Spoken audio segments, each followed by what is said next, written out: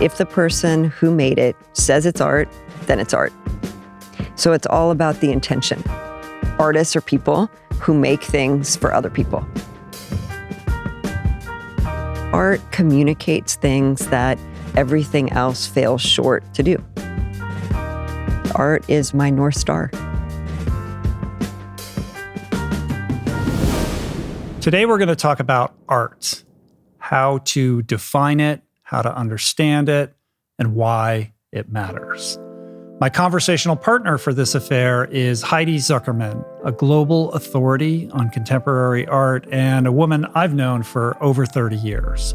Heidi is the former CEO and director of the Aspen Art Museum, which she successfully reimagined as a world-class institution. And she's currently the CEO and director of the Orange County Museum of Art.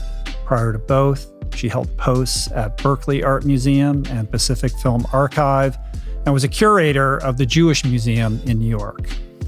In addition to curating literally hundreds of exhibitions over the years, Heidi also hosts the podcast Conversations About Art and is the author of the Conversations with Artists book series. This one's a little bit different from my usual fare, but very special, I think, as Heidi is a very special person. I really enjoyed talking to her, and I hope you dig it. So please hit that subscribe button and enjoy. I can't believe you're here. Me neither. The more I think about like the tapestry of our lives and how they've overlapped at certain weird stages over the years, like the more surreal it is. It's pretty wild to like sit across from you with all of this weird history. And the same.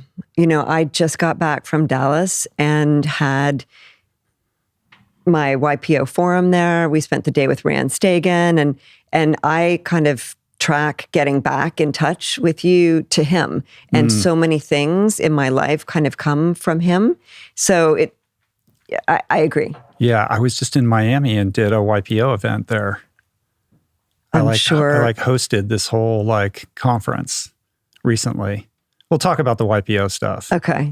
But I mean, going way back, just for people that are watching or listening, we met, I think it was 91, around that time, maybe Probably. 92, something like that. I was dating your sister, Laura, and I got quite close with your whole family. Like, I've been to your house in Huntington and which is gone. I know. Yeah, I know. I know Gary and your mom. How are they? Are they good? Yeah, so we just got back from celebrating Gary's 70th birthday in London.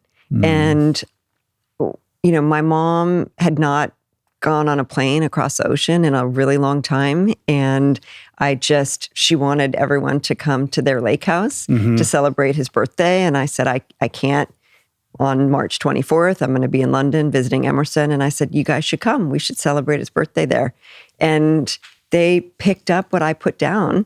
And it kind of was a life-changing moment for them. So I can tell you a little bit more about it, but yeah, it was great. It's so interesting. I mean, I have a lot of very kind of vivid flashes from that period of time, you know, little weird memories. But I think you were working at a gallery downtown, if memory serves me, around that era. Yeah, I think so. I mean, I started at the Jewish Museum in 1993. And it was before that. Yeah. So I had a couple different jobs like Stuck's Gallery and for Anne Levey. And so, 91, 92. Right. Yeah. And Laura was doing acting, and I remember going to a site-specific theater performance that was in an abandoned house. Like in the meatpacking district? I think so. Well, that was a different one. Okay. I remember that one too. That's crazy. And she was working with Darren Aronofsky and had worked on Pi and Requiem for a Dream. Yes. It was just a really cool time to be in New York. I feel like it was a moment where New York was still very dynamic, but you could feel that was not going to persist much longer. It was definitely edgy. And, you know, the intersection between what Laura was doing, which started out as theater because she had been at NYU, but it's really veering into performance art. And it was kind of a time in the art world before people, I mean, of course, there was performance art in the 70s, but what she was doing really kind of predated a lot of the self-focused work that came after that. Mm-hmm. And now she's married and lives in Copenhagen? Yes. Yeah, has kids and stuff like that. Is she good? She's good too. Good. I'm glad to hear that. So they were all in London, and we did this thing where I suggested it, and some people were more comfortable and other people were less comfortable. But the idea was to go around the table and everyone to say something that they love about Gary. And to use that language. And then when we got to Gary, whose birthday it was, he had to say something that he loved about himself. And Mike, my brother, went first, and then Laura went. And I don't know if they used love. I think they said, like one of the things I like. And then Laura's older son said, one of the things I love about Gary. And it just kind of changed the whole tone. And it was very moving. Yeah, that's sweet. That's cool. That phase of our lives was only the beginning because we've crisscrossed. We have lots of mutual friends in common that come from very distinct and dissimilar places. Just the other day, I was with Rickey Gates. Oh, yeah. He's in the middle of doing this thing that's called ultra training. Do you know about this? I don't think so. So this is his latest project, which is taking an Amtrak train. He left his home in Santa Fe, and he's just getting off at every stop and running around and doing a sort of a truncated run every street thing at every stop along the way. And he came through LA. So I went down to downtown Los Angeles.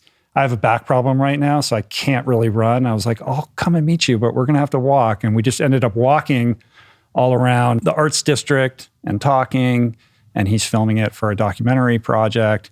And of course, your name came up because it's so bizarre that like you're friends with Rickey Gates because of the Aspen thing. Yeah. And how he presents himself as this at the intersection of like art and athleticism. Like he is an artist, and everything he does is some amalgam of performance art and kind of ephemera, like running around is something that's you can't really capture unless you're filming it. And that becomes these projects with photography and film and his writing and all of that. Like he's a very unique guy in that regard, but we had a very fond conversation about you. Thank you. Did he tell you about the Run Hut Run? He did. Yeah. Yes. So explain that. The idea is that you're going to curate one of his Run Hut Run expeditions and have artists like in residence to kind of share at the end of the day of running around. Yeah, artists and athletes. Yeah. And so I'm really interested in this idea of a practice. And it comes from, Buddhism, right? And this idea of like a life practice. And it started for me as like a curatorial practice, and then, a life practice. And then this idea of, who practices. So artists practice and athletes practice. And of course, musicians practice too. But, what does that mean? So it's like you do something repeatedly and then you can get better at it. But also, there's variety to it. Some days you're stronger. Some days you're tired. Some days you are bursting with energy and ideas, and other days like you have nothing, right?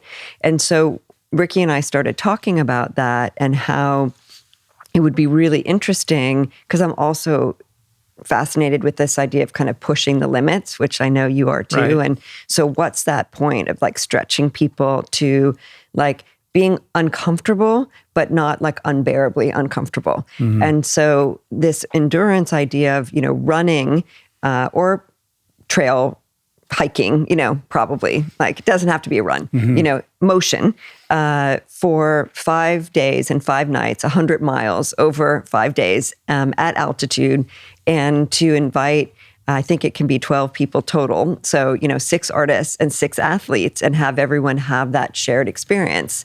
And at the end of the day, of course, coming together and talking about, what it feels like to do that. So I've sort of been training. And I asked him how to train, and he's notorious for like not training. He's like, just like go for an hour each Sunday and then add an hour, so. When is this happening? So we're going to do it in, I think, August of 23. Next year. Yeah. So we were going to do it this year, and then when I took the job at the Orange County Museum of Art, I'm not good at saying no. And I said, look, even for me to do this 100-mile thing a month before we open the museum is like not practical. So he said, that's fine. We'll push it to 2023. Yeah. But I'm sure you're on the list. He invited me. Yeah, like he's like, will you do it? And I was like, yeah, I didn't know when it was, but I was like, that sounds cool and unique for sure. Are we going to sleep in that crazy bus thing? No, we're going to stay in these huts. So there's like a hut system, like the 10th Mountain Division had these huts at altitude. Right. And this is the original idea behind this. Yeah. All right. Well, that'll be cool. We're putting together the list. Yeah. Who else is? Lance said yes to. Oh, cool. Yeah. And who are the artists that you're thinking about for this? So I have a couple of ideas, and I also asked Gretchen Bleiler, and she's actually the one that introduced me to Rickey, and so she's a yes too. Cool. So the athletes are easier. She's a badass. Than the artists. Yeah. She's a total badass and really, really close friend of mine. So I don't have any of the artists committed yet, but I've tested it on a few people. But we can use this conversation to, and part of it was for me. When he asked me about it, I said, I really only feel like I can say yes if I go. And I talked to him about it a lot, and I talked to Gretchen about it, because at first I said, I don't think I can do this. And interestingly, 2 days ago, I had this conversation. So I just did the Orange County Half Marathon. I've never done anything like that before. Congrats. Well, then you could do Run Hut Run. Well, yes. After I did that, I do think that I can. But it was kind of a mental thing. And so on Friday, when it was on Sunday, I texted a friend. I said, do you want to do this? She said yes. And we signed up. So like no training, no. But I spent a lot of time on the trails. So anyway, I was happy with myself that I did it. And I was saying to my boyfriend, I'm just not physically brave. I said, I'm intellectually fierce, but not physically brave. And he's like, what are you talking about? He's like, you ride a bike around London, you did this, half marathon, you kayak across these things. And, what's your definition? Like, what's the threshold? And I think because I know all of these like incredible athletes and extreme athletes, my perception of myself is not that. Well, can I suggest a bit of a reframe on it? Yes. Rather than thinking about it as something that requires you being physically brave, maybe just think about curiosity instead, because you're a very curious person. Yeah. So it's just a different lens for that curiosity. It doesn't necessarily require braveness, but it does require inquisitiveness. Like, I wonder what that would be like to have that experience. Yeah. I feel a little bit of fear. That's interesting. I wonder what that's about. Do I need to be afraid of this? And I think that like placates a lot of that anxiety. Yeah, and if you run a half marathon, there's nothing really to fear. Like you'll be fine. Fine. But that's what I mean, look, the thing with Rickey isn't going to be a race, right? So no, not at all. And the idea is to have that shared experience and be, as you're right, curious about it, and get to pair up with different people at different points. Yeah. So it's not a race. Yeah, cool. Well, let's talk about art. I mean, first, let's just walk through, like, you've had this robust history and many different, interesting positions in the art world. I mean, you're a badass in the art world now. Like, you're like, I mean, it's crazy. Like the influence that you wield in this very interesting world. But like, what got you interested in art from the beginning? When I was growing up, I have this story that I tell, and you never met our grandmother, our father's mother. Her name was Blanche, and she decided at a young age that I would collect paperweights and that Laura would collect boxes. And so every year for our birthdays, instead of a dress or a doll, she would get a box and I would get these paperweights. And so that idea of being around art objects and kind of owning things and having them in your space is something that I can't ever remember not doing or having or being. And I really put it all back to her because I was the oldest grandchild. Our grandfather didn't like to travel. And so from the time that I was about 8, she would take me with her. And she, classic American story, born in America, first generation, Lower East Side of New York. They're furriers. She's allergic to mink. She gets sent to an orphanage at age 8. third grade education. And then in marrying my grandfather, who was from a wealthy Canadian family, she started buying real estate in New York. And she'd buy the apartments with everything in them. And that's how she started to collect art. And when she would run out of space, she would send things to our house. And so our house was filled with, fine and decorative arts. All the furniture came from my grandmother, the rugs, the paintings. And my parents were not interested in any of it. It was like decor. But I was interested. And I can't really remember a time that I wasn't interested in it, but I never thought I would pursue it as a career. I thought I'd go to law school. And I wanted to be a judge from the time I was a kid. And I have a burning of the boats moment, like Joseph Campbell style, that I can share. Yeah. What was that crossroads? So I was in my, junior year at Penn. And I had some kind of art experiences.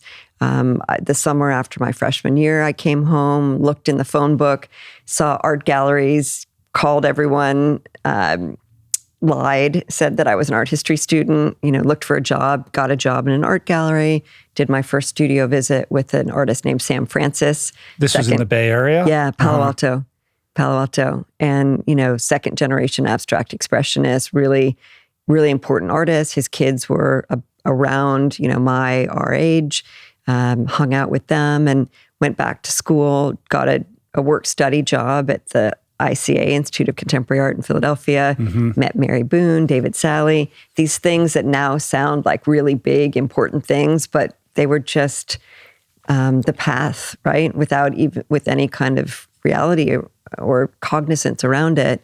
And then a friend of mine, a guy by the name of Jonathan Guinness, who's an architect, told me that there was this program at Christie's auction house. He said, "You seem to like art, like you seem to talk about it." And again, I wasn't aware of it. I didn't have any awareness of it.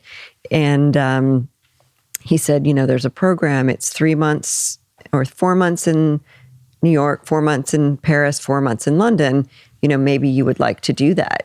And I had just, again, never thought of that as a possibility, and told my parents I wanted to pursue a career in art, and I wasn't going to take the LSATs, and they were like, "What? Like that's a terrible idea. No one can make money in the art world. That's not a career." And but I got into the Christie's program. I took the train to New York. I did the interview. It was hard and scary and strange, but I guess I did a good job. And my grandmother said she would pay for me for the year. Yeah. So I left for London, and actually Laura came. She was doing her junior year abroad. And so we lived together for a semester in London. So that predates, I guess, probably right before. Right. So on some level, it's sort of the equivalent of like getting a job in the mailroom at CAA or something like that. It's like an entry-level internship, but it gives you exposure to so many facets of what this world is all about. Yeah. Yes.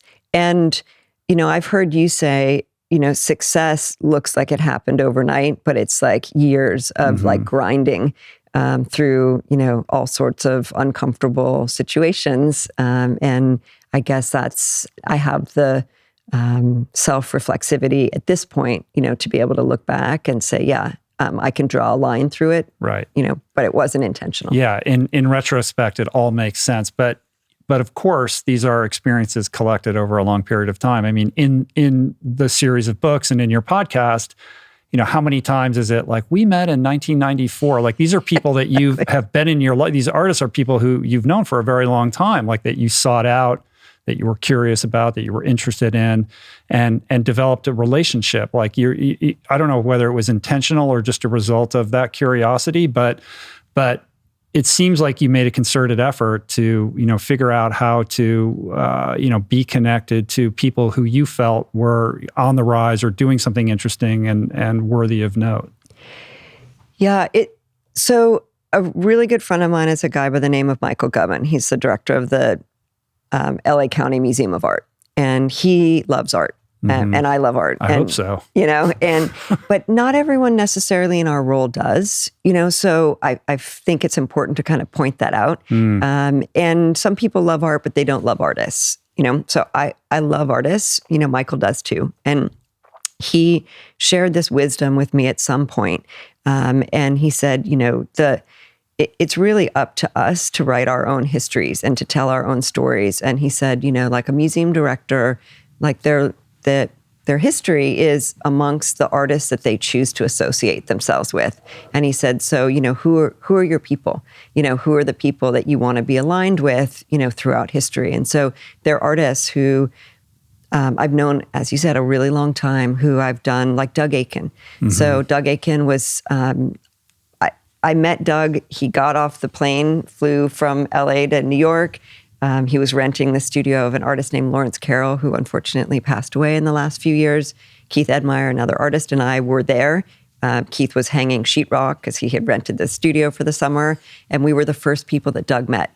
And Doug was in the first show that I had an idea for. I pitched to Doug, and classically now he's like, "Well, that's a good idea. What else do you have?" Mm-hmm. And I was like, "Oh my God, it took me like a year to come up with one idea. Like, what do you mean? What else do I have?" But he was in the first show I curated, which was in Paris. I did a solo show with him at the Berkeley Art Museum, bought a major work of his, did a solo show at the Aspen Art Museum. He's in my book. And in the most recent version of this book, it's the only conversation where they're not interviews, they're conversations, mm-hmm. but he asks the questions of me. We've known each other 30 years. Yeah, the book opens with that. You have a brief introduction or forward, and then it's that interview where you're really the focus of it. And yeah, he's like, remember when you guys talk about, like, remember when we had to schlep all the artwork to Paris? It's like back in the day. And it's like, these relationships are genuine and authentic because you were there at the inception of a lot of these people's careers that are now, at the kind of, sharp edge of what's interesting about the art world. Yeah. That's true. Yeah. So you have this Christie's experience, you work in a bunch of galleries. At some point you end up, you're at the Jewish Museum after that, right? And mm-hmm. that seems like that was kind of a tipping point for you, though, to kind of be not just one of the many people who come to New York and end up working in these galleries, but like, okay, this is like a serious, potentially sustainable career path. Yeah. It's interesting because I always, once I decided I wanted to work in the art world, and you're right, like I was there exactly when you knew me. I was kind of a gallery girl, right? Mm-hmm. And there are tons of them. Right. If you're pretty and young, like you get invited to every party, and it's super easy to like enter the art world. People think it's hard. It's super easy to get in. And it's like right place, right time, right outfit, kind of thing, mm-hmm. right? But that's different from being taken seriously. Exactly. And so pretty quickly, I said, like, I want to earn my place here. I don't want to just be someone's guest, right? And I got involved with a emerging gallery that was called the AC Project Room. And an artist named Byron Kim, I've always been good at talking to artists, and he had the idea for me to do these conversations. So I've been doing these conversations with artists for a really long time.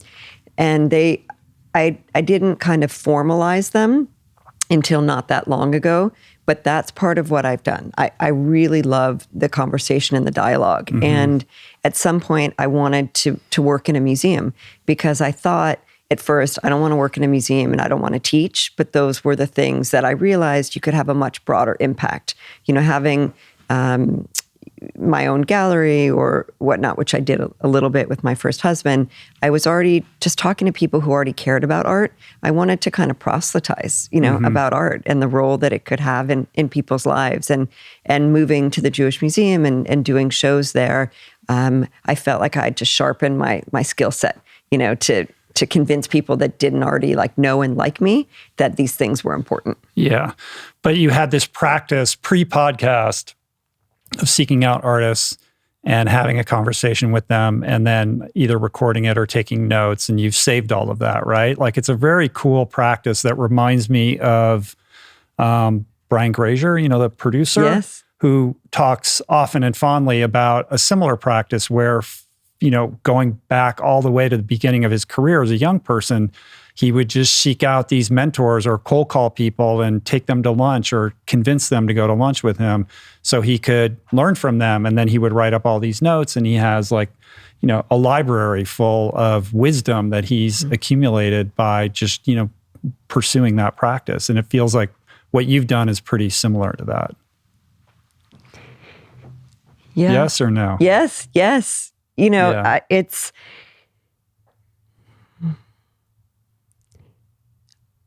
I've been thinking about legacy in the last few years, and it started sort of going to a college reunion around when my son graduated from high school.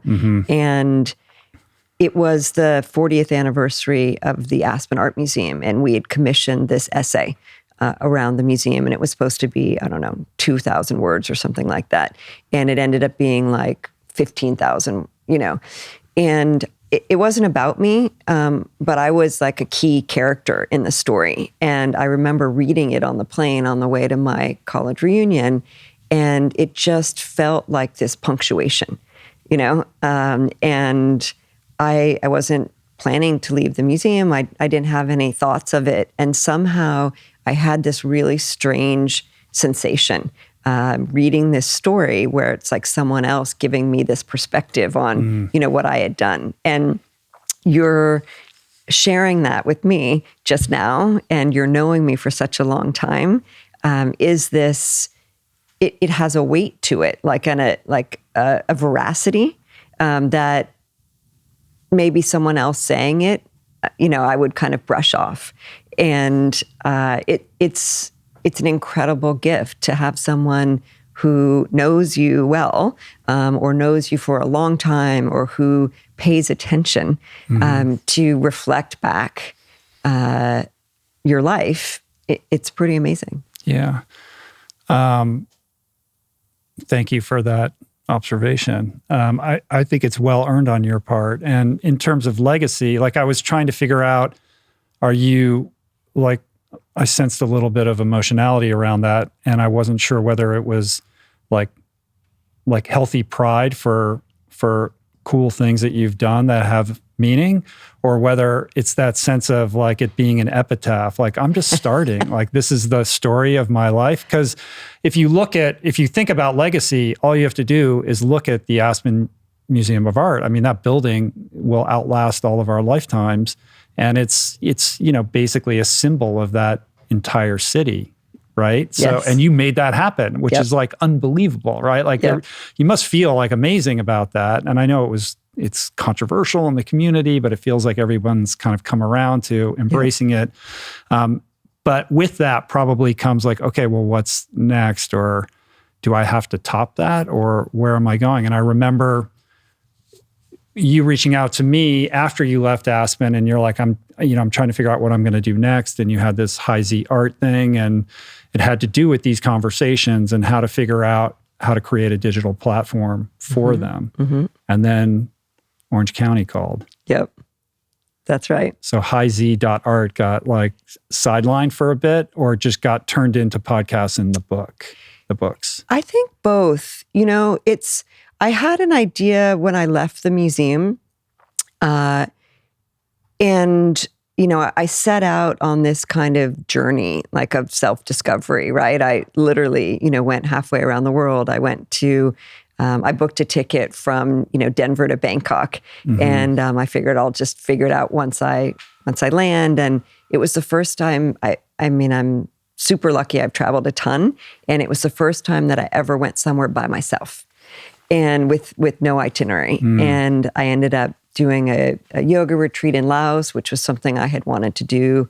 The idea of a yoga retreat my whole life. I basically have had kids my entire career. So, focused on kids and career, not really on self. And then ended up going to Angkor Wat, and then to a Buddhist meditation training in Thailand. And when I was there, I had this realization, which, maybe sounds trite, but I was like, everything I'm looking for, I already have. It's like right here. Right. So coming back, I was like, okay, I'm going to do these conversations. I'm going to travel around. I'm going to create this platform. And then COVID happens, and it's like the music stops and you just are in whatever chair, was empty, right? And we were in Scottsdale, and like, no offense to anyone, but Arizona is not my place. And through the course of being there, it was really, really lonely, And so absent of a team, because I had worked with a team for a really long time, and absent of like pretty much any friends. And I just thought like, I thought I wanted to do this thing on my own, but I didn't like it. So yes, the Orange County Museum of Art called, and I said, I'm not sure, what I want to do, but I was coming to Orange County for a horse show with my daughter, who's an equestrian, and I said, I'd like to go on a hard hat tour and check it out. And I did, and I could see what it could be, and yeah. So, and that was, when was that? Like that was a year and a half ago? That was in July of 2020. Right. And the difference between Aspen and Orange County, when you were at Aspen, you raised all this money, you commissioned the architect, Shigeru Ban, to build the building. You saw, that whole process from origination through completion. But in Orange County, the construction of the new museum was already underway. Yeah. So Tom Main had already designed it, and construction was happening. I'm sure it was slowed down by the pandemic, but you're kind of stepping into a situation that you're familiar with because you experienced that before, but probably not coming in with the same level of agency. Yeah. Really interesting process. So, and a couple of different points, again, that you can't make this stuff up. In 2008, when the Aspen Art Museum was looking for an architect, there were 3 finalists. One was Shigeru Ban, one was Tom Main, and one was a Swiss firm, Schigon and Geyer. And in 2008, the Orange County Museum of Art was also looking for an architect, and their 3 finalists were Tom Main, Shigeru Ban, and an Argentinian firm. So I knew about this project for a long time, and I had known Tom a little bit, since then. And so I had my eye on the project. And part of the reason I took the job is because I wanted to kind of prove to myself that I wasn't like a one-hit wonder, that it wasn't just like a certain place that I could do this thing. And I think one of the reasons I was interesting to the Orange County Museum of Art is because I had done it before. And when the project opens, I'll be the only woman in America to have done 2 ground-up museum projects. That's pretty cool. So the project had started, the construction had started, and although there were 17 designs over 14 years, there were still opportunities for me to enhance the design and to add my experience as an operator to the design. Because Tom has designed other museums, but not other art museums. And so I was able to come in and say, hey, we need to change the lighting.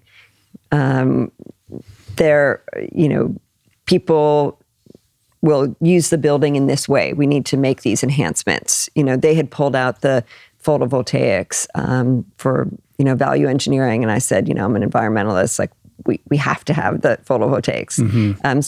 So I do feel like even though I inherited the architect and I inherited the design, I did get to personalize it a little bit. I could add to it. There was something for me to do. And it's on schedule for October to open? October 8th, 5 p.m., 24-hour opening. And it's like, it was like a $97 million budget or something like that I read. Like, this is no hopefully small project. Hopefully it's 94, but yes.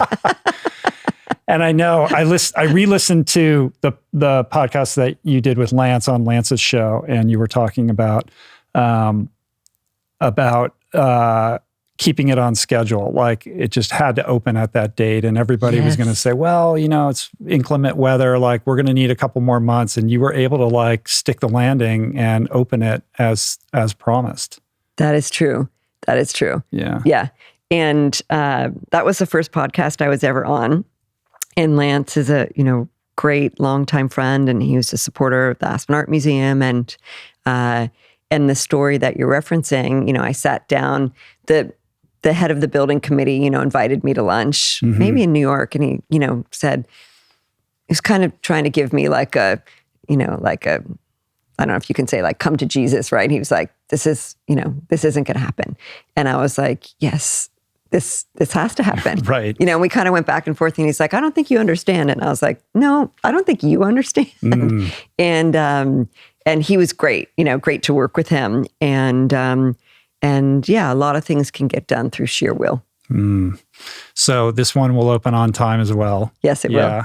Another interesting kind of weird thread is that Tom Main was the mentor to Lorcan O'Herlihy, who's the architect that we worked with on our house. Yes. So those threads get layered even more. And Tom's amazing. He's got a great story. He's a visionary. Yeah.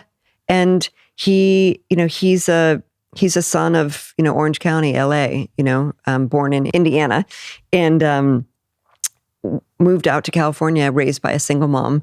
And, also through sheer will has built this incredible career. And I mean, genius. He's a genius. I mean, he's responsible for kind of creating the architectural iconography of Los Angeles in many ways. Like it all tracks back to him. So that has to be a cool, enriching experience. Well, let's talk about art in general. I think art, it's like, how do we talk about art, right? Well, this is what you do for a living.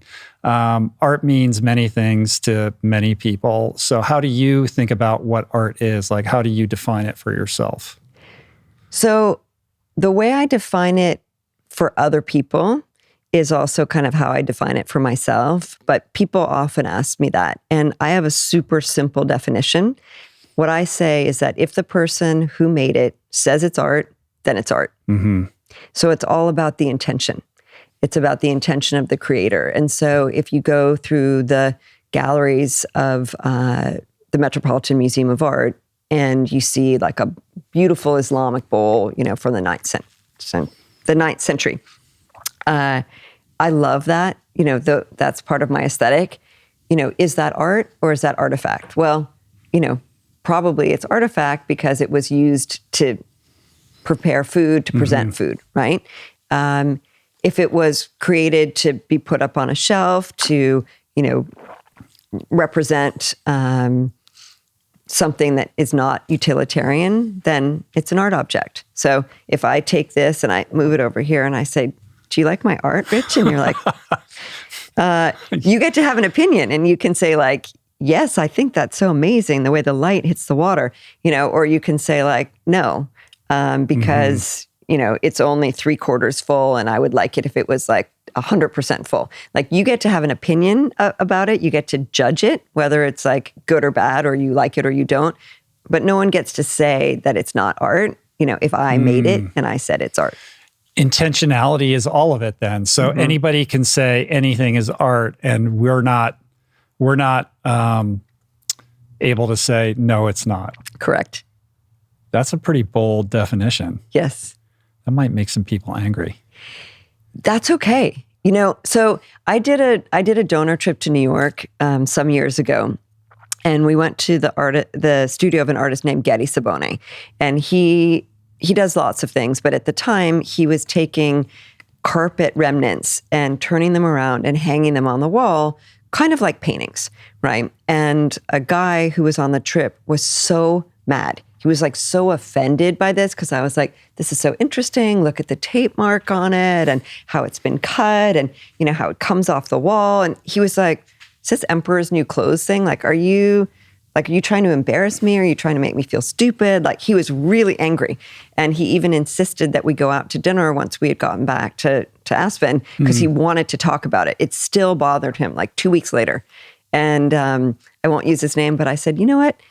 Maybe the fact that you're still thinking about this and still angry about it means that it's actually good. Yeah, who wins in that situation? If it's haunting him, then that obviously is an argument that it does have some level of artistic merit. Yeah, or at least is worthy of being considered. As a piece of, being a provocateur, a provocative piece of something. Yeah.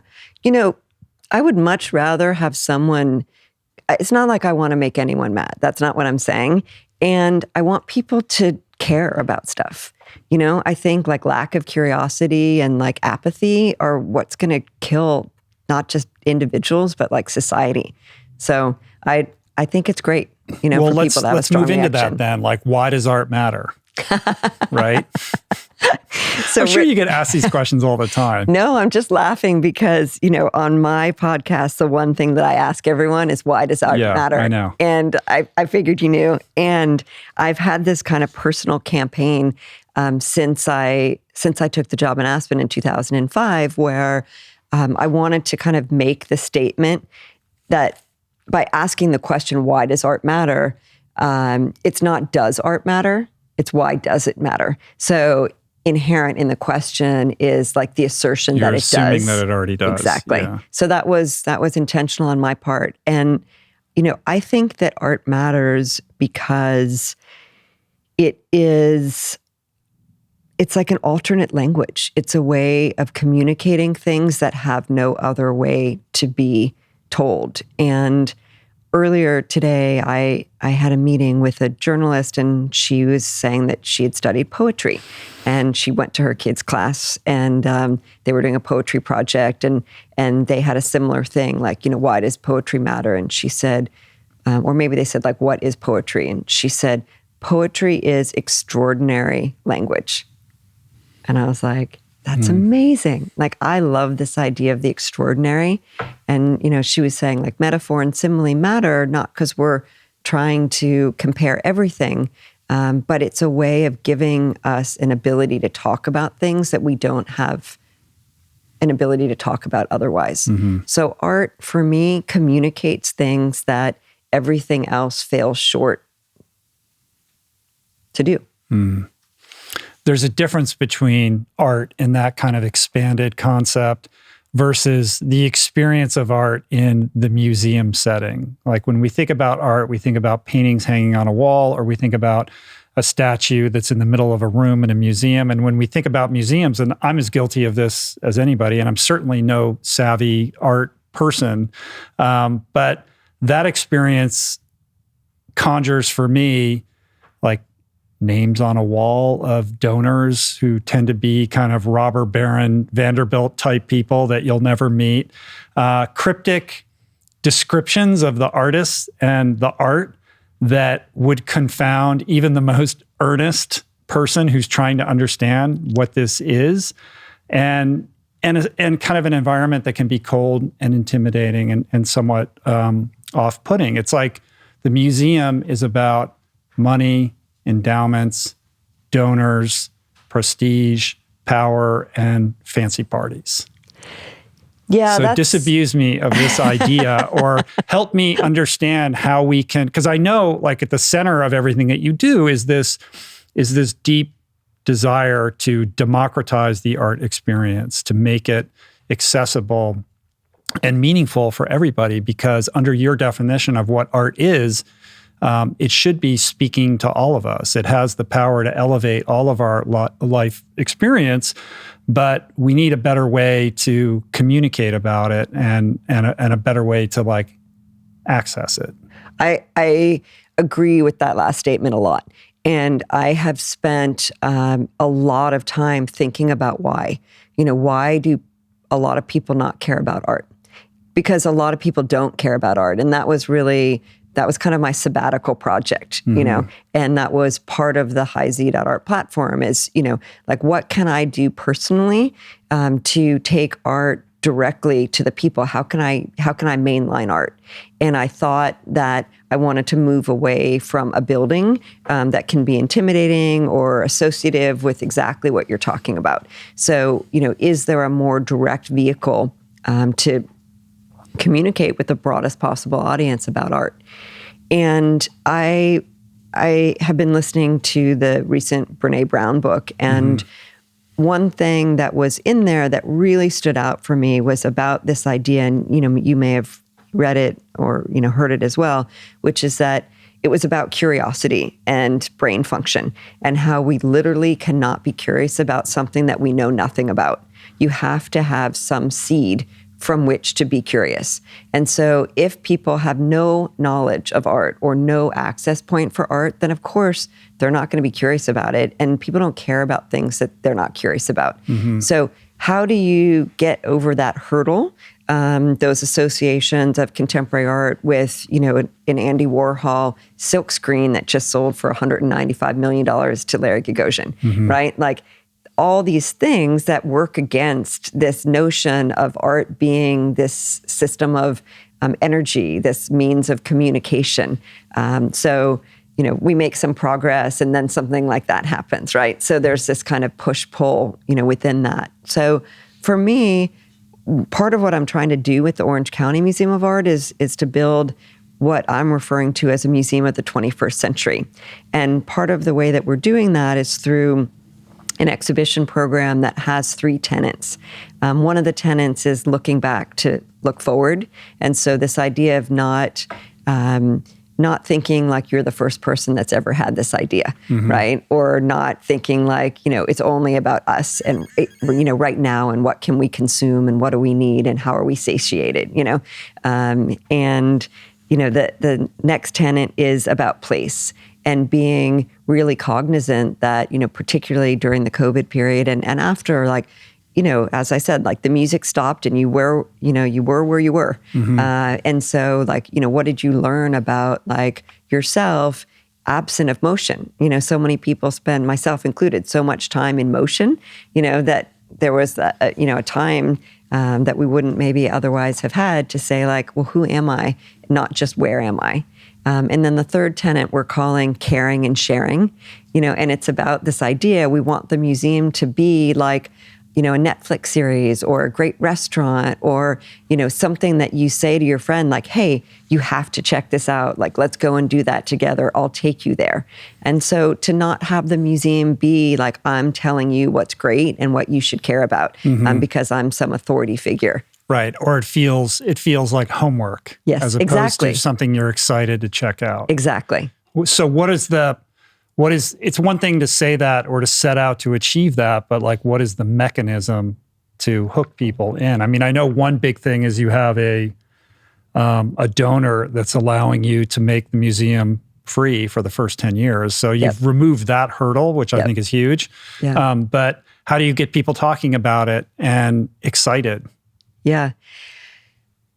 So in Aspen, we did a project called Arte en Español, and, we really wanted to reach out to the Spanish-speaking community. And, a lot of times institutions would say like, hey, we have an artist from Mexico, like, you guys should come. And it's like, well, why, right? So we developed this partnership with a Spanish language radio station called La Tricolore. And at the time, the director of learning and myself, spoke Spanish and, went on the station and invited people to come. And so the first time we thought, maybe we'd get 15 people and we got 50, and the second time we thought maybe we get 15 and we got like 300. And so the learning from that was something that we'll put in play here too, which is people want to be invited, like there aren't, like no one wants assumptions to be made about them or their values or, what they should care about, right? People want to be seen. People want to be heard. People want to feel like you want them specifically. It's like you get an invitation that's like to a whole bunch of people and you're like, yeah, I mean, maybe I'll go. But if you get like a handwritten note or someone comes by your house, or your office and they're like, hey, I'm doing this thing and I'd really like you to be there, it makes a huge difference. So I think that's part of what we're doing is, working really hard to be aware of the like unassumed biases or assumed biases or, to really be open and courageous about having conversations that are uncomfortable and to say like, okay, maybe it was this way before. Sorry. Like what else can I do? Yeah. One of the things that I thought was really cool about what you did in Aspen was the outreach to the community. I mean, Aspen's a very interesting place. We think of it as being this ski resort town that's very hoity-toity and movie stars, et cetera. But that's not the legacy or the history of that place. That's a sort of recent development. I mean, there was this counterculture hippie situation and then the vast history that preceded that. Rickey was filling me in on a bunch of this the other day. But the fact that the museum, through your leadership, was connected to like a nearby rehab facility and the work that you did with like the veterans community to bring them into that art experience as a healing modality. Yeah, that's super important to me, and I think that the sort of the highest order of living is to be of service. And so, we hear about like servant leaders, and I really put that at the forefront of what I do every day is, like, how can I help? And so I'm an ideas generator. I'm like a visionary, right? But I also am great at executing. Doug Aiken said, what else? You're like, I need to be better about my idea generation. Quicker. Yeah. I got way quicker at it. But it's one thing to have an idea. It's another thing to execute. And so I've spent a lot of time thinking about, how can we help? Like, what can we do? And a story that I love to tell is a collaboration that we did in Aspen. And I'm talking kind of about that now because the Orange County Museum of Art isn't open yet. So like you said, I can say things, but we have to do them. But these are things, that were done. And I reached out to the Hope Center, which is a suicide prevention center in Aspen. And I've lost some really important people in my life to suicide. And that's one of the causes that I, work on behalf of. And I said, I'd like to help. Can you come to the museum and have a meeting? And let's, brainstorm. And so, met with the founder and the director. And at first they said, well, can you raise money for us? And I was like, no, I can't raise money for you. Like maybe personally, but not as an institution. And then they said, all right, well, can you show art that's made by, our clients? And I was like, no, we can't do that either, but tell me what you do. So, people call there if they're in immediate danger of personal harm, then 911, hospital, et cetera. And if people can be like moved to a different place psychologically, then they're given a list of safe spaces to go. And I said, great, can we make the museum a safe space? So we did frontline training for all of our employees so that the museum could be a safe space. And the idea is that, sometimes all it takes is like one person being kind to you to move you from like this moment to this moment. And it's in between those moments that you're at risk. So, I can't remember what the question was. Yeah, well, it was really about how you leverage your position and your love of art and your belief in its ability to be this vehicle for healing or community or anything really like that is aspirational, right? Yeah. And how you channel that into service. Like, okay, I'm in this privileged position. I have this job, this role, but I have the opportunity to be creative within that. And how can I give back to the community and instill in them some version of this passion that I have that is so meaningful to me personally. Yeah. And, museums, so I'm back in the museum space, I'm back in a building, and there are certain constraints around that, but in other ways, it's also incredibly expansive. It's associative. People know that's a place for art. Museums are places that are often quiet, Yeah. And so it's great for people with autism, like it's reduced stimulation of, sound and light because everything's super controlled, right? So there are things that we're in a really great position to be of help with. When you think about education and the way that kids are taught art, like what are your thoughts on that? So I had, we learn from things that are positive and negative, right? So I remember being at the Rothko Chapel in Houston once, and that's one of my favorite places. Like it's a go-to place for me. And there was a group of kids. They were coming from school. They were dressed in their school uniforms, and their teacher said, "Okay, go in, keep moving, don't touch anything, don't stop, walk to the end, take a left." Walk to the end, take a left, come back out. And I was like, oh my God, this is this incredible place of contemplation and quiet and solitude and magnitude and humanity. And here they're being told you don't belong, right? Don't do all these things. I'm going to assume that you're going to do everything negative instead of hey, go inside, tell me what Which one is your favorite when you come out? Like, what do you think of?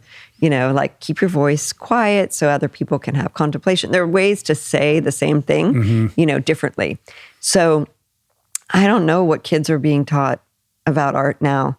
My kids went to Aspen Country Day School at first, and they're 3 years apart in terms of grades, and they had the same assigned art project. Like, it didn't evolve. It didn't evolve at all. No, and it didn't evolve any kind of within the creativity lines, for and sure. If you do anything creative, that's no bueno. Like, it's really a creativity killer, which is the opposite of the whole intention behind it. For sure. Yeah. And I remember one of my kids actually got in trouble because they didn't follow the assignment. And I was like, but art is not about an assignment. What do you mean? Like, I would think you would get an A if you don't follow the assignment. Prophets walk among us.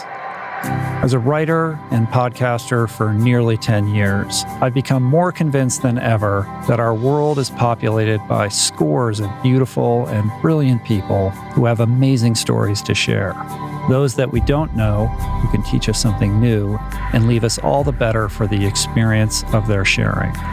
And so I've dedicated my career to tracking down the most compelling prophets on the planet, going deep with each of them on my podcast to elucidate the best of what they have to offer and to sharing the insights gleaned for the benefit of all. But the podcast is not the only medium by which to share their stories, which is why I'm proud to announce the release of my new book, Voicing Change Volume 2. More than mere words on paper, Voicing Change is a physical manifestation of the magic, inspiration, and timeless wisdom that transpires each week on the Ritual podcast. The first edition of Voicing Change was a beautifully rendered book worthy of display on any coffee table. And Volume 2 follows in that tradition by showcasing even more of my favorite conversations in an elegant publication replete with interview excerpts, essays, and stunning photography, making for an exquisite companion to the first volume or a satisfying standalone work. Picking up this book allows you to revisit the wisdom of your favorite everyday prophets and physically interact with the life-changing ideas contained within. Voicing Change Volume 2, available now while supplies last for a limited time. Order your copy today only at richroll.com. How do you think about the role of art in this area of offense? Like, we're very hypersensitized right now, and we're going through, a lot of cultural shifts at the moment, for better or worse. Like, this is part of what moves us forward as a culture. But there does seem to be trepidation around saying the wrong thing. And how does that fit with art, which is about being provocative or pushing the envelope or making people uncomfortable? Yeah. I like to give everyone the benefit of the doubt, and that's how I like to just approach my life, and sometimes people say things that are triggering or offensive or, and I like to believe that, everyone does the best they can with the information that they have at the time. Mm-hmm. And sure, like, I'm going to say things wrong sometimes, and other people are going to say the wrong thing sometimes. And, to come at things with, again, this kind of grace for people, and a belief in, like, the inherent, goodness, I think is how, I try and approach art too. And I think, I've been in situations where I'll say, like, I'm not really sure if I can say this, or, is this okay? Is this, and that kind of humility, to be open in that way, with that kind of grace and dignity for whomever you're talking to or about. I think that's the only answer I can give. Mm-hmm.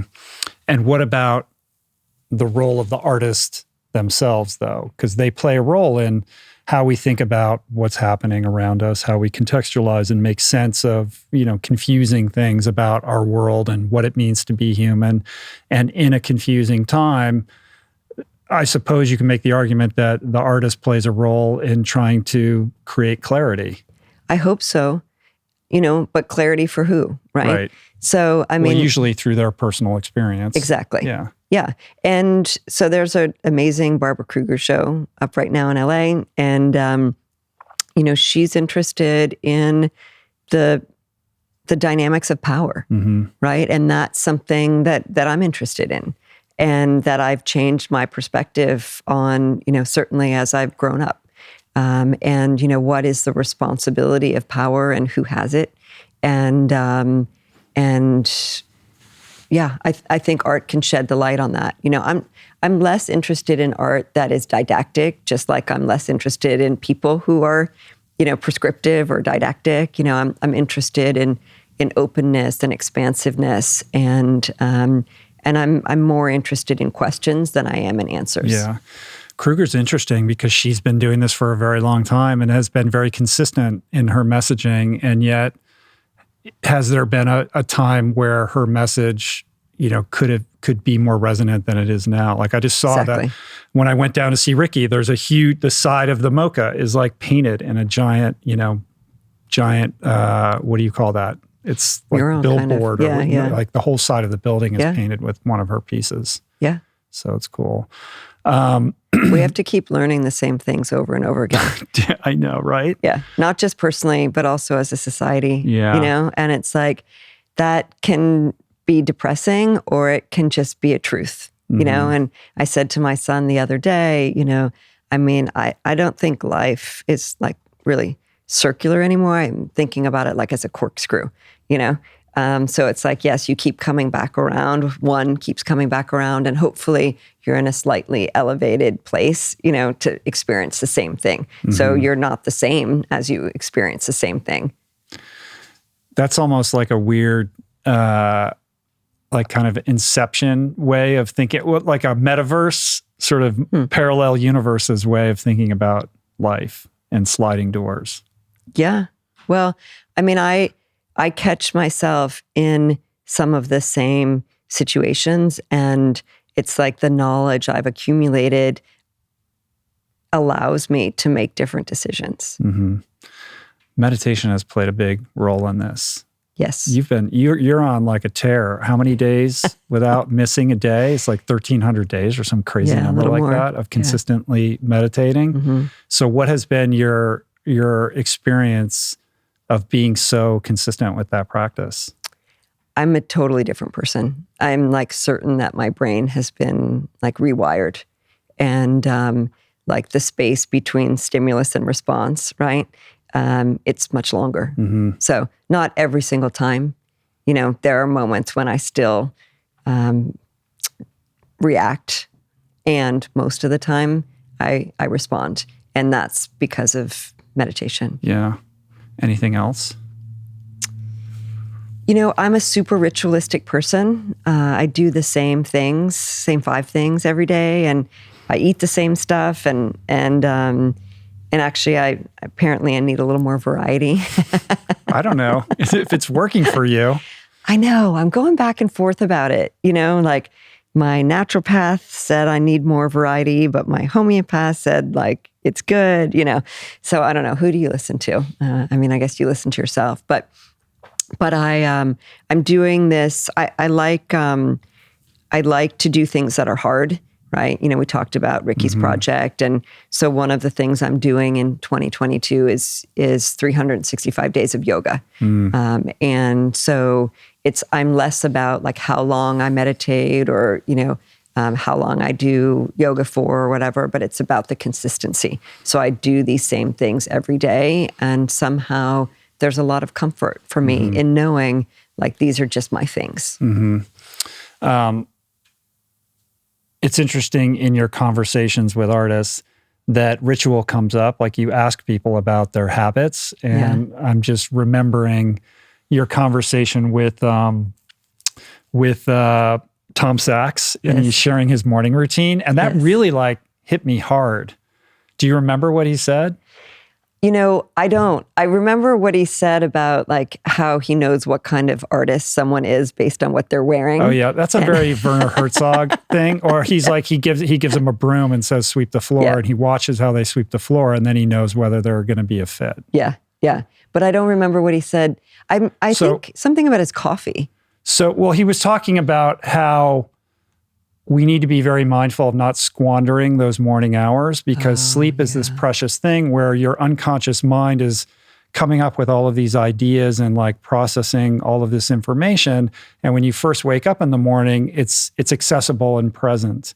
And to do anything but respect that and channel it into something creative is to kind of waste that gift that you get every single day. And so he had a couple sayings, one of which was like, don't read the newspaper until your hand has touched clay, or something, which can be a metaphor for many things, obviously, but to treat those morning hours as something very special and sacred. Yeah. I thank you for that. I do remember that now. And I think a lot about that too. And that's a big part of why I have this morning ritual, because I do believe that, and it's not just me. I mean, this is a lot of people think this and have said this, but the way that you start your day, sets the tone for your whole day. And if you populate your mind with like other people's thoughts or problems or, whatever, it changes your emotion. And so, I love the morning, and that's my most kind of creative time, most productive time. And it sets my tone for the day. And any day that I even don't meditate until like later in the day, it just doesn't go as well. Mm-hmm. Yeah, you got to do it first thing, right? Among all of these many, many conversations that you've had with artists for many years, obviously there's going to be recurring themes or things that kind of connect all of these people in some sort of unified theory. So what is that for you? Like, what do you glean from speaking to all of these highly creative people that would be meaningful for somebody who's listening to this who maybe doesn't feel that connected to art or the creative process? I think one of the things that comes up a lot, and people use different terms for it, but it's the same thing, and it's about kind of the flow state. And, what do you do in your life that allows you to forget everything else? And, when do you most feel like yourself? And it's when you're not aware of what's happening. And so, I had a friend of mine who is the CEO of the Aspen skiing company on the podcast. And, he finds it on the mountain. He finds it in skiing, right? And so everyone does something when they feel that in the day. Some people, it's washing the dishes. It's like the warm water on your hands. Some people, it's, running or, walking the dog, or, for most people, it is like somehow being in motion, and or being removed from your devices. So for me, it's also in the shower, and I think that in that space, like that's where art happens, and it's like the art of life as well. That's when you solve a problem that, has been plaguing you, even, whatever it is. It might be something that's technical or mechanical, or it might be something that's, conceptual or emotional. But being able to tap into that space, this is something that everyone talks about. Mm-hmm. That's the mystical side of it. But I think there's also a very practical side of it. I had Van Neistat in here who worked with Tom Sachs, worked with Tom for a long time. And that episode was great because he's like disabuses you of any idea that, the artist is walking around just having lightning bulb moments constantly and just, sort of expressing, without any kind of toil or turmoil. And that in truth, it's the result of a very diligent commitment to a practice that is organized and well thought out and often extremely difficult and time consuming. All those things are true. And what I would add to that as well is that it's often lonely, and I think that loneliness is something that people don't talk about a lot. And I think that it is like a super broad societal problem, and there's a benefit to loneliness or alone time. And they're not necessarily the same. You can be alone and not lonely. And I think loneliness is more prevalent than people allow because it seems like, like maudlin or, like self, negative in some way, and, but that idea of being alone or being lonely is necessary for creativity as well. And that's something that comes up too. Right. Well, that plays into a bit of a stereotype that to be a brilliant, successful artist, you must be tortured and alone and isolated and self-flagellating and all of these things. But lots of artists. Like, what can you draw a conclusion about the general disposition of the artist, or do they just come in all shapes and sizes and artists flavors? Are people, and all those adjectives that you just used, like they can all be teased out. So it's like, you can be, heady and contemplative without being tortured, right? You can be, tortured, but still like into it, like maybe that's not negative, right? So, I think that, artists are people who make things for other people, and this idea of like the mythology of any kind of like group is almost always wrong.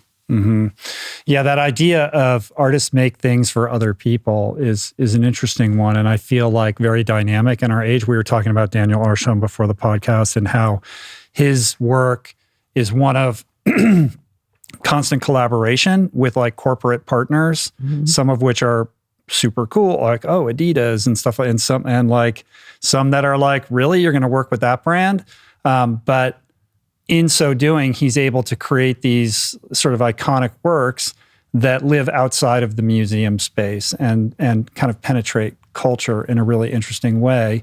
It feels like that kind of sensibility maybe began with somebody like Warhol, and he's carrying on that tradition. But now in this hyper corporatized social media world, us being Gen Xers and having hangups about selling out is like not a thing anymore. It's like, oh, cool, you're working with that brand, or you're taking money from these people to make that thing.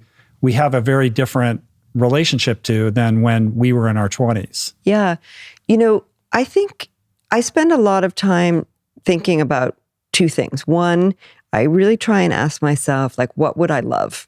And it goes back to the story that I told at the beginning about Gary, my stepfather. Not what would I like?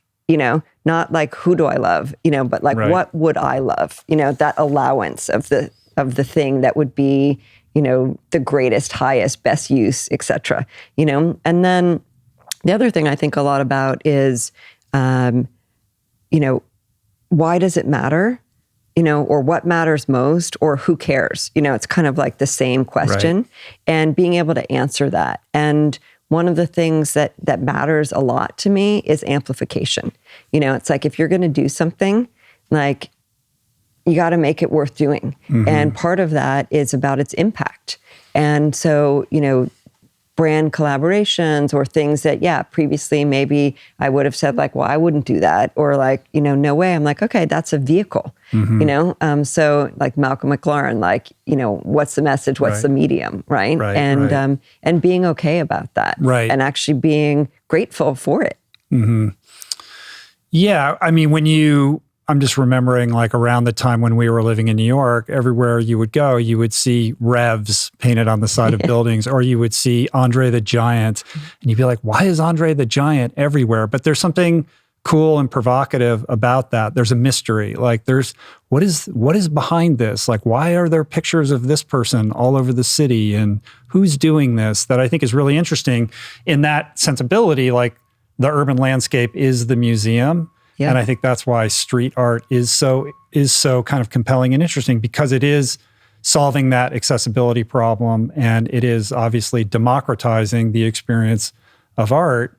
So I guess it feels like it's this merging of kind of culture with art in the most seamless way possible, right? Yeah. So how do you take that, the best of what that is, with you being somebody who's in charge of like a building, and encapsulate that in a way that is meaningful for somebody who's coming in.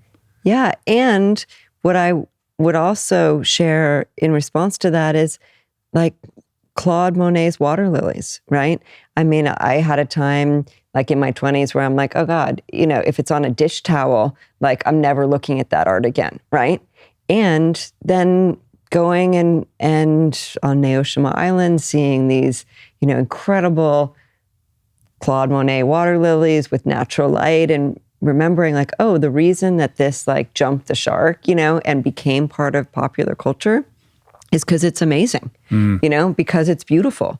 And I like things that are beautiful. I wanted to read from your book.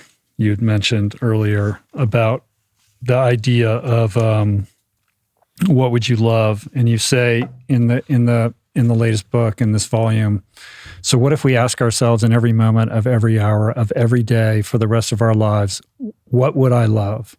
What if we allow ourselves the incredible gift of connecting with our truest and deepest desires? What if we believe we are not just able or entitled to do so, but that we also know that by granting ourselves this gift of connection, we make the world better for ourselves, our partners, our children, the planet? What if the space of art encourages and reinforces this notion? What if the artist, by living fully and outwardly and inspiringly and generously, shares this notion as a woman, a mother, a partner, a yogi, a generator, a friend, a community member? What if paintings and sculptures and installations can become incantations, prayers, experiences? What if all the things are not just what they are, but also more? What if the entire universe can be not only captured, but also encompassed both in the work of art and in the experience of it? This is not just what I believe, but also what I know. This is how I am inspired. This is how I practice. This is how I learn. This is how I love. This is how I am. Amen. So it is a prayer in and of itself. It's beautiful. I haven't had that read to me. Thank you. Yeah. So how did you come to that approach to how you think about art? In listening to you read that, I'm like, how audacious of me to say that. Yeah, but you're entitled to own that, Yeah. How did I get there? There's so many answers that I could give. And it's sort of like the question of, how did I find my way to art? And I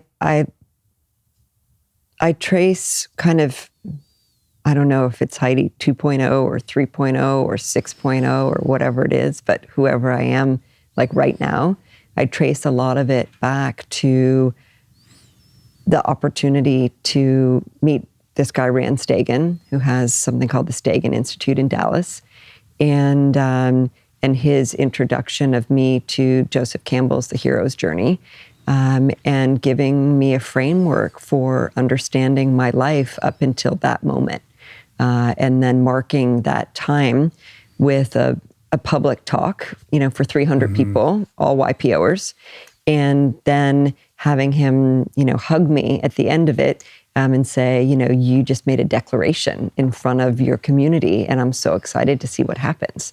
And I was like, what's a declaration? What do you mean? And it's a big part of that, this idea that there is some kind of system or structure by which to quantify and allow things that at the time seemed like terrible, or difficult or awful or embarrassing or shameful, and to see them within this space of gratitude, for every single thing that's happened. Right, because they all hold meaning that led you to this place. Yeah. Right. Yeah.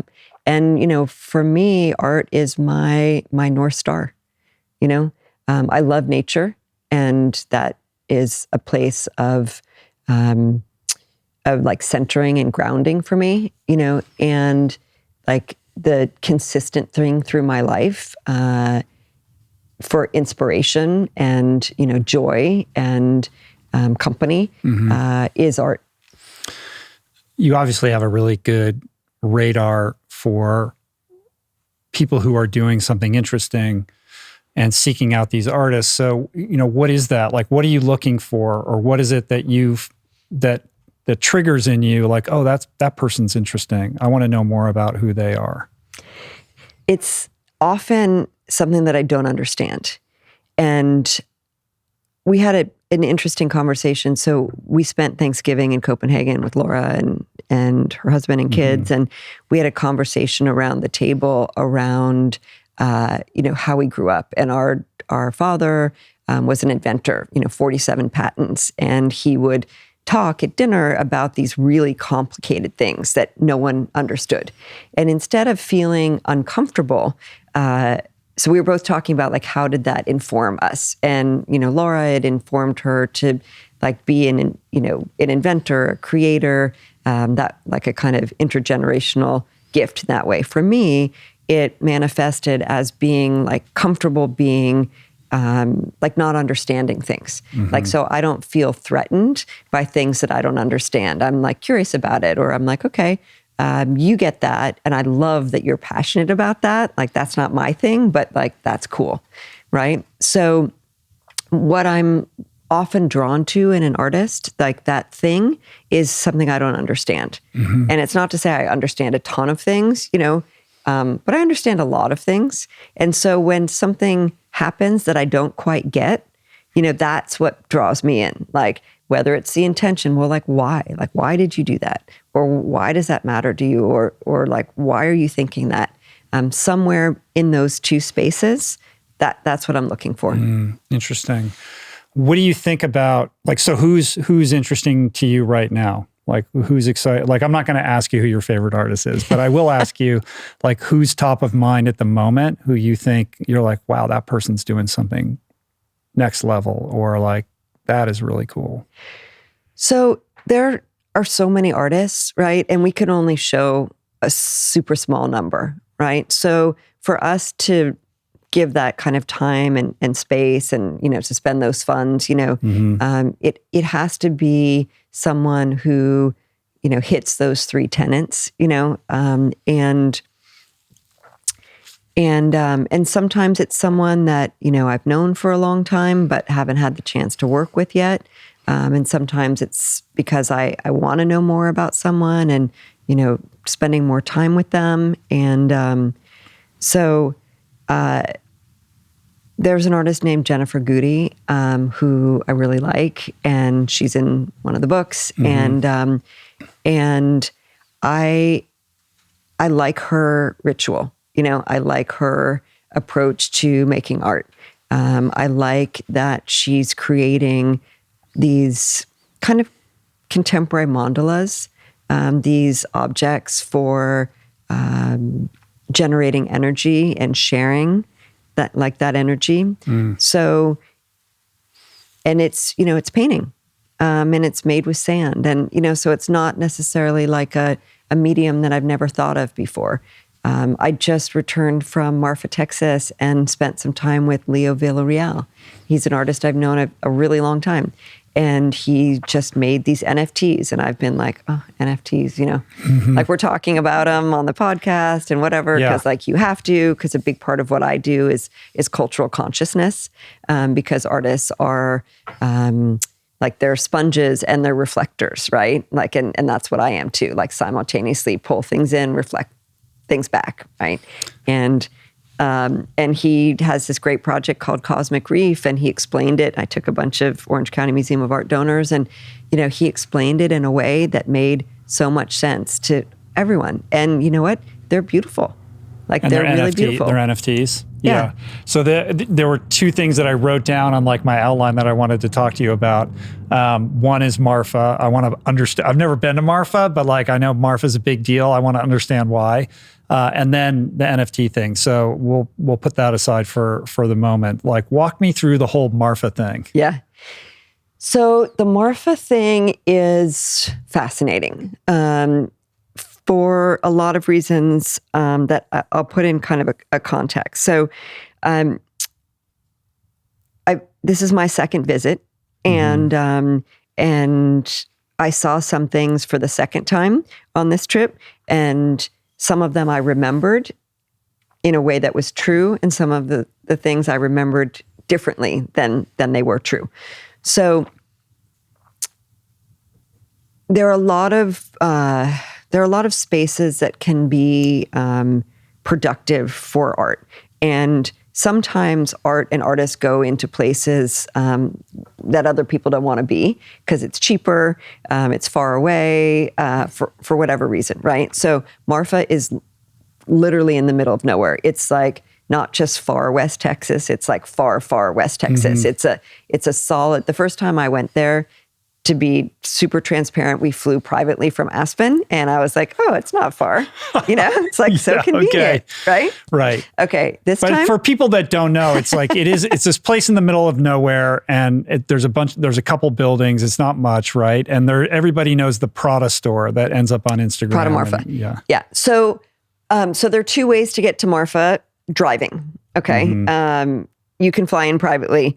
But it's an airstrip, and it's like the length of this table, okay? So you can fly to El Paso, and it's a solid 4-hour drive going 90 or 100 miles an hour, okay? So it's not close to El Paso, but that's the closest hospital, okay? It's also a 2-hour and 45-minute drive from Midland, Texas, okay? That's where I went.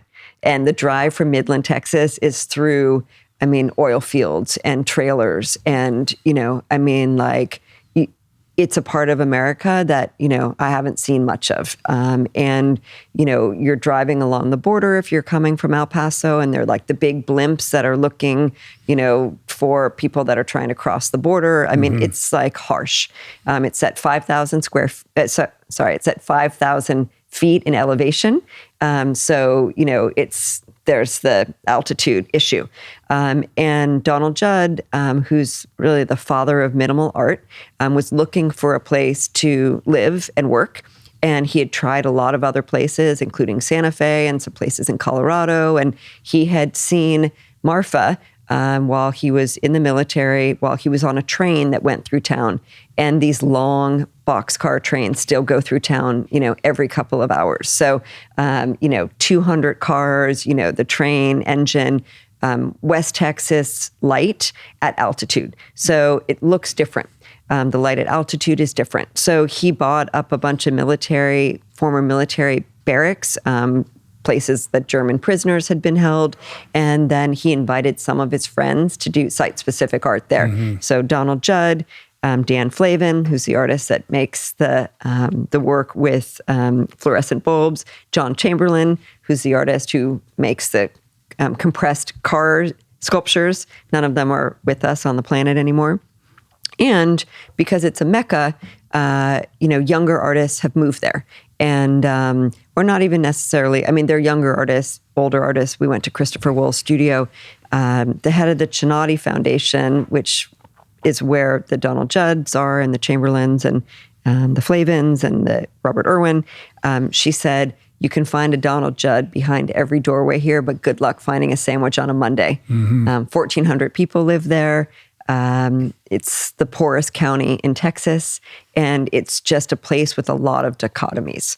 And that's part of what makes it interesting. The light is beautiful. It's quiet. It's far from other places. And it's worth going to. The Prada Marfa that you're talking about was commissioned by the Art Production Fund and by the Ballroom Marfa, and it's two artists, Elm Green and Dragstead, and it was their idea.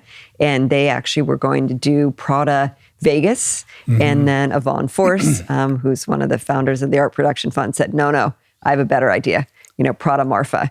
And it's been shot at, it's been, the door was pulled off, people stole the shoes and the bags, and I don't know, some people love it now. They put up a fence around the back of it, and people have put locks on it, like, one of the Paris bridges, but it's an unusual place. So Yeah, it was a cattle town, and now it's, I don't know if I would call it an art mecca, but it's definitely a place that draws the art world. And it's a functioning art commune where working artists are actually living there. Yeah, that's a little aggrandized, to what it is. It's a place where artists have found, some like-minded people and have now driven up the cost of houses because people went on Zillow to check when we were there. But I think it's pretty lonely and pretty isolated. And there's a little bit of a battle for the town, the soul of the town, I think, that's going on. Yeah, it's fascinating. There's something about it that is very resonant, though. There's lots of, kind of artist communities around the world, but there's something about Marfa that really draws a lot of people in and in a kind of special, intangible way. Yeah. I think anything that's hard to do makes something more interesting. So I mean, I think it weeds out the looky-loos, right? Because it's so difficult to get there. Yeah. And I talked to the people that I brought with me, and I said, "You guys are art pilgrims. You don't need me to take you to Miami. I'll take you to in Ho Chi Minh, in Brazil, or I'll take you to Marfa, Texas." Let's talk about the NFT thing. So we're in this. In addition to being kind of in the era of offense, we're also in the era of like content, in the era of like ephemera. There's so much coming at us. You said art is about intent, but if everybody's putting all this stuff out into the world on somewhere on the spectrum of this is art or this is just me sharing, like how do you make sense of all of that? Who is to say like TikTok isn't art? I don't know. Like maybe you have a grip on that, but that begs the whole NFT thing now. So it's a very strange time where I feel like art is at this pivotal moment and at the center of the conversation about what the evolution of the internet is going to look like and how we make sense of it. And so it sounds like from the way you described it, like you're kind of like, I don't know about all this, but you're slowly being lured in or converted to this idea that real art can exist on that plane. There's a difference between, I suppose, like what Beeple's doing, like grabbing headlines for commanding these massive auctions, or the Bored Ape Yacht Club versus, a bazillion JPEGs on OpenSea. So like, how do we make sense of all of that? Yeah. So when people are trying to understand something, they often conflate things, right? And so you'll hear people talk about like why NFTs matter, because they'll say like, well, an artist makes something and then it goes out in the world and then it resells and they don't get anything for it. And this solves that problem. And I'm like, that has nothing to do with the art, though. At all. Yeah. And that's like the blockchain, right? Like, and that's about... Which is cool. Which is and very empowering for artists out there. Like, totally. Yeah. I'm all for that, But then it gets back to the McLaren thing, right? Like the medium or the message. So you have to separate the technology out from the content. So the technology is cool, for that purpose, right? Now, when something's new... and then there's, a huge amount of money being associated with it, then it was like internet stocks in, like the early 2000s, right? Or, you have people that just seize the opportunity and, someone's like, well, I'll make my own NFT and I'll put it out there. So, a lot of the NFTs, particularly early on, it really wasn't about the NFT. It was really about crypto and a way of like validating crypto and turning something that, seemingly had value, but like didn't have any practical application into something, right? So that was like the primary driver, in my opinion. The art has been secondary. I think it's only recently that people are trying to make things that are art instead of what they said, I don't know. I want to be clear about it. When I explained to you about my definition of art, very quickly I said, you get to have an opinion about whether it's good or it's not. Right? And you can't say it's not art, but it doesn't have to be good art. Exactly. Yeah. Exactly. And so separating out like, and aesthetics are a thing, you know? I mean, they just are, and people don't have the same interest in them. And, you know, I'm curious about, you know, when and how often people will use a technology to do something that can only exist on that technology instead of being able to exist in another form.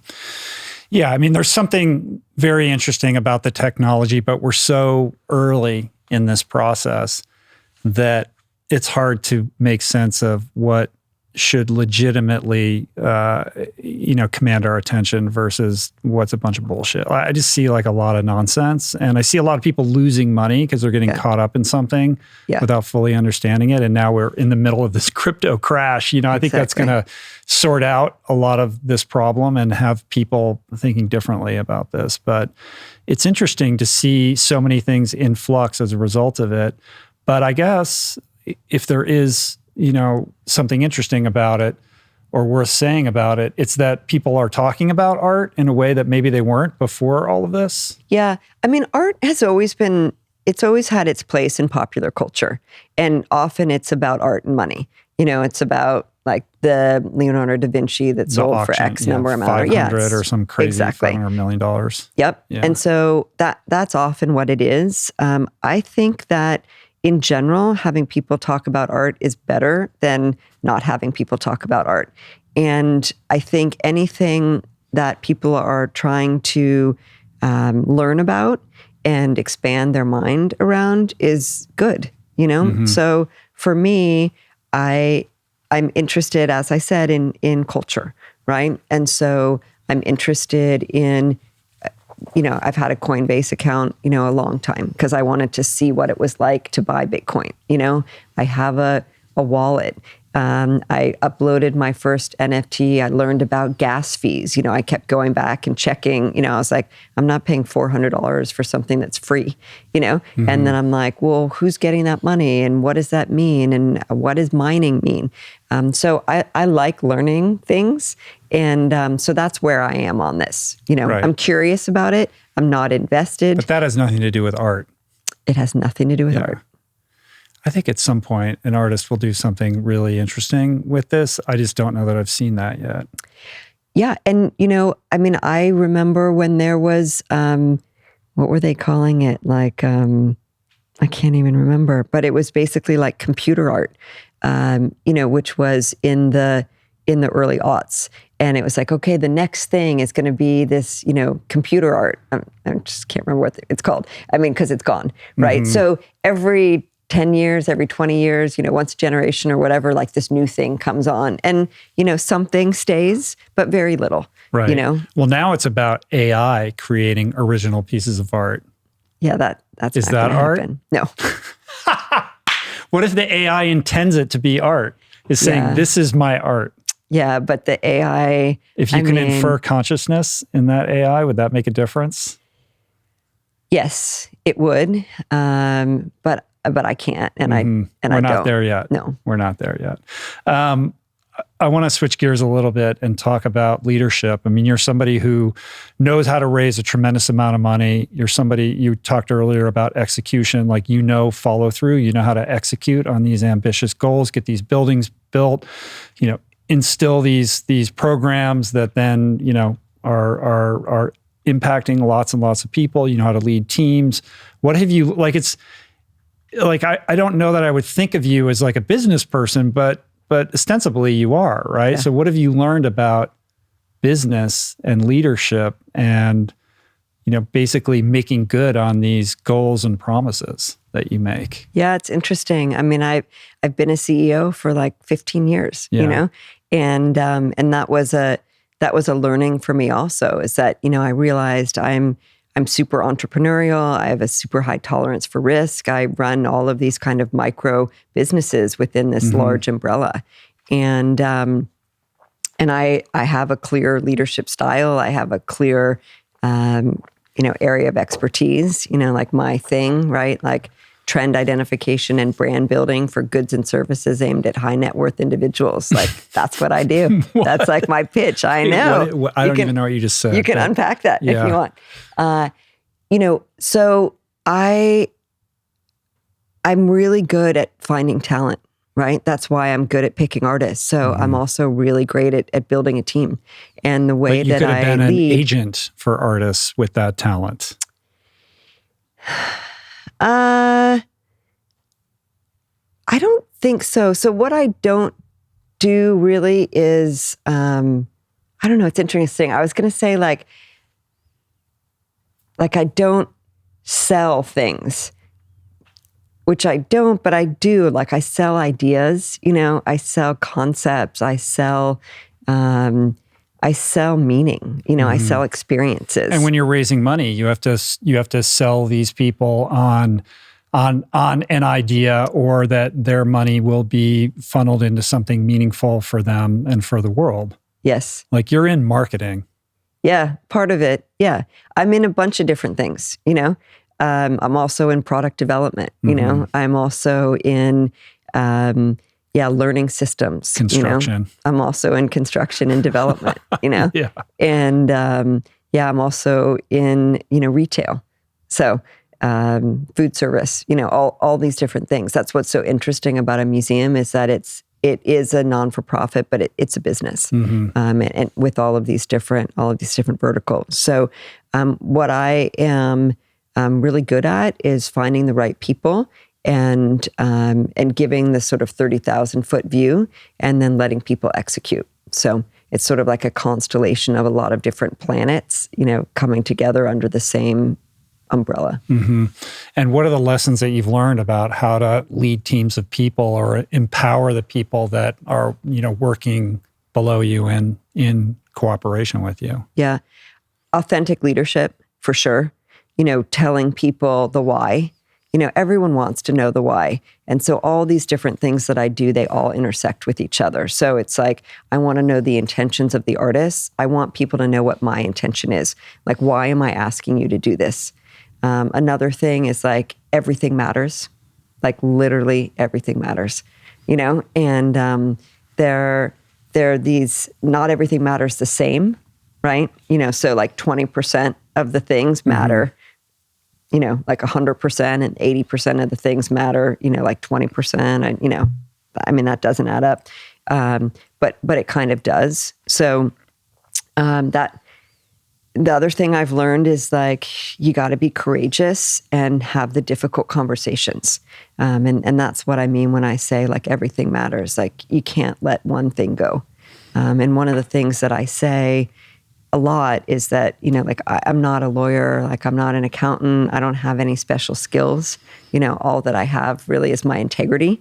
And, that's what I have to defend, at all cost. And so I wake up most days, and people want me to do something or say something, and it's often not in alignment with, what I know is right.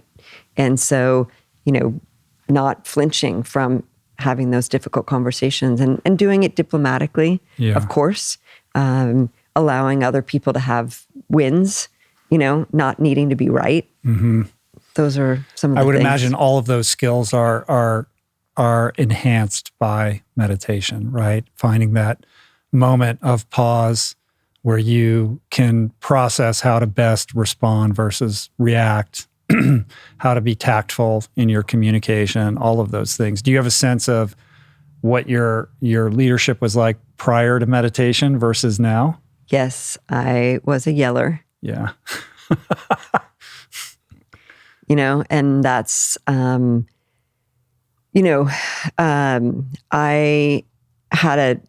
I had these charms made, and I wore them around my neck. And one was like two stick figures, like a boy and a girl, and had the initials of my kids, E and O. And then I had another one made, and it said, "Be graceful. Yelling doesn't work." And that's what I had before I started meditating. And I would kind of, rub it, and that's what I learned, because it's terrible, Yeah. And that is like, I can't ever imagine now yelling. Like, I mean, and how horrible, like to yell, like at my kids or, at my team or, like a random person, I mean, how awful. What is the modality of meditation that you practice? So I do different things. Sometimes it's silent and sometimes it's guided. Recently, I've been doing a lot of guided meditations because my mind is pretty active. At different points, I've been able to do silent meditation, but now it's often guided. I'm a huge fan. Like on a particular app? Yeah, huge fan of Insight Timer. And it keeps track of my days and my minutes and my hours. And there are certain practitioners on there that I really like. I like this woman, Sarah Blondin. And there's one particular meditation that she has. It's maybe 12 minutes long, and it's called Learning to Surrender. And I listened to it on my way here today, when it took me longer than I had anticipated. Right. And, it's like, I can't be reminded too many times to surrender. Yeah. What is the ambition for the museum?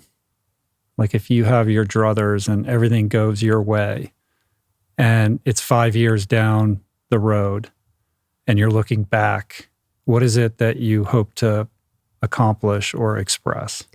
I want people to feel welcome, and it gets back to this idea that I talked about earlier that, like I know for myself, and I use myself as a metric, like if I don't care about it, why should I, want anyone else to care about it or hope that they will? And I know for myself, like what I wanted most in my life and now, which I have so much gratitude that I actually have is, I wanted to feel seen and loved, and so much so that I put it in my phone, in my calendar every morning at 7 a.m.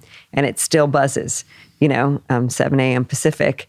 Every morning it says, I feel seen and loved. And I put it in there. When I put it in, I didn't feel seen and I didn't feel loved. I manifested it. And so that's what I want. That's what I use my platform for. And that's what art for me is a vehicle for is to have people feel that they're seen and feel that they're loved. Yeah. Well, I have this sense that all of these many artists that you've known and that you chronicle in the books and on the podcast see you and respect you and revere you. I know they think incredibly highly of you, and you commandeer like a level of respect because of that integrity that's so important to you, which I think is really cool. Like, as you said, like all you have is your reputation and your integrity. And for this creative community of like brilliant artists all out there who speak so highly of you and think so highly of you, it has to be, I mean, that is the fulfillment of that 7 a.m. like, little thing that you get to see every day. Yeah. It's, I heard this thing some years ago about like compound interest, and it was like about retirement, and it's like, if you don't start saving in your 20s, like you can never catch up. Right. And that really stuck with me. And, I really don't drink. I have a mostly vegan, diet. I make these kind of hard choices. Right. And part of it is because like I'm thinking about the future. And so I'm living in the present, but I know that like all of these years, of meditating and like standing up for what I believe in and defending people's rights to show the art that they want to show and having the difficult conversations, like that's like in my, like the bank of my soul. Right. Yeah. You're making deposits in the integrity bank account, the karma bank account. Yeah. Right. That's been compounding interest all these years. Yeah. Yeah. It's cool. Well, the last thing I want to ask you before we wrap it up is, it's kind of hearkening back to what we were talking about at the beginning of the conversation, but just like for somebody who's listening to this, who is still grappling with this idea of like, should I care about this? Like, I just want to like leave people with like a little spark of inspiration to get them in the door or get them thinking about art in a way that maybe historically they haven't. Yeah. I mean, what I would say is like, what have you got to lose? You know, like, why not try it? You know? And one of the things we say at the museum is like, if you don't like what you see, come back again, you know, because it's going to be different. Like, it's going to be different and you're going to be different, you know? And I did this show in Aspen. It was called Zombies, Pay Attention.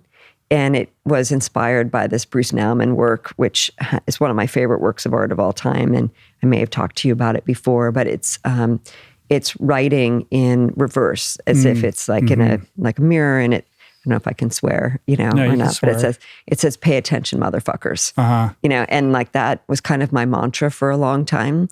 It's like, pay attention, motherfuckers, you know, like, you only have one life, like, this moment, gone, this moment, gone, this moment, gone, you know? So it's like, what do you want to do? Like, what are you here to do? And Rand Stagen said to me, like, you're doing the world a great disservice by playing small. So like, why not look at art? Why not try it? I think that's a great place to end it. I'm inspired now. That worked. I love what you do, and I love this person that you've become. It's been cool to watch you from the sidelines, like, mature into this role that you've clearly earned. And I salute you. I'm at your service, and I think it's great, Heidi. So I appreciate you coming and sharing with me today. I wish you well as we near the opening. It's going to be a big moment for you. And in the meantime, everybody should pick up Conversations with Artists 3. Is it still only available on the ACMA website? Yeah, you inspired me, you know, with your book and not having it on Amazon. And I was like, why not drive traffic to the ACMA website? Yeah. You know, I mean, honestly, the website's not very great yet, but it'll get better as we get closer to the opening. Well, now you have to click pop-up to find the book. It should at least say book or something, you know, to make it a little bit easier we'll address for people. That. Yes. So it's acma.net or .art, and then click pop-up. You'll find the book there. Yes. If you're in Orange County, the museum opens October. Do you have a set date? Yes, we do. And I'd actually like to invite everyone who's listening to come.